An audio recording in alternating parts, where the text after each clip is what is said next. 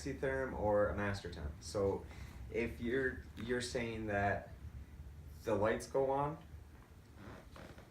but the display doesn't light up? No, the display's off and the board is off. That's what it says. Alright, well, if you have power going to the board and you're having nothing light up, then Sandy, is that the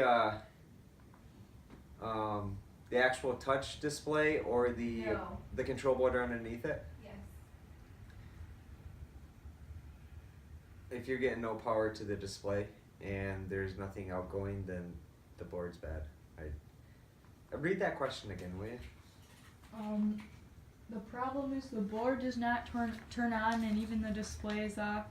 The voltage level was tested in the regulator, and it's approximately 5 volts, and the microcontroller's voltage is 3.3 volts. Alright, if we're talking circuit boards, all I can tell you is if there's power going to that board, but nothing coming out of it, especially if you're checking the pins to the display, then that board's bad. Why is it bad? I don't know, not without looking at it or anything, but in general, if you're telling me that there's absolutely nothing lit up on that and it's not doing anything, then replace the board. As far as any type of circuit board fixes, that board, the only thing I've ever done is replace the board. I've never, looked for any other parts to solder in, like some of the other systems out there. We got varistors and stuff that go bad, but that one I've just always swapped boards.